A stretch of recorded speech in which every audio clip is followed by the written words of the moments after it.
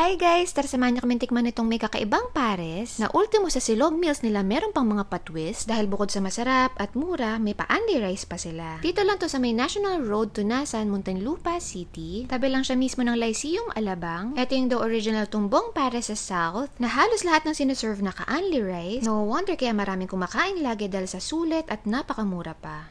Diba? Dati ito lang yung pwesto nila. Then after 2 months, nakuha nila tong kabilang pwesto. Hanggang finally, after 6 months, nakuha na nila lahat.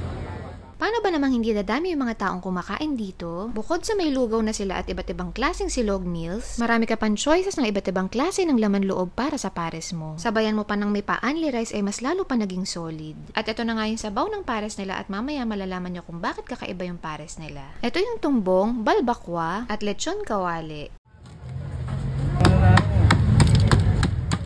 Then ito naman yung silog meals nila na Uncle Cute dahil sa kawali na maliit pa nakalagay. Ito pa guys, so meron silang kakaiba. Tumbong silog, di ba kakaiba? 80 pesos lang, only rice na. At syempre, ayan, may batang ng gulo. Ito yung tumbong nila. Then ito naman yung bat and balls. Meron din silang sinaserve na ganyan. Pero kung gusto nyo naman lahat kasama na, overload nga. Kaldero na yung sinerve sa atin.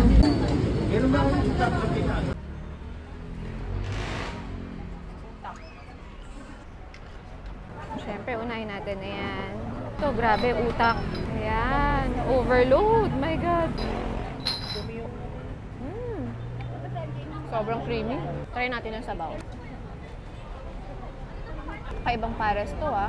Medyo may asim siya ng konti. Peppery. Medyo spicy. Alam mo yung lasa niya parang mix of kansi, balbakwa na may pares. Tsaka ibang pares, ah. Mix-mix na lahat. All in one. Ito yung chili sauce nila. Ayan, wow.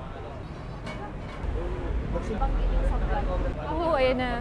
With spicy. Walang lansa, ah.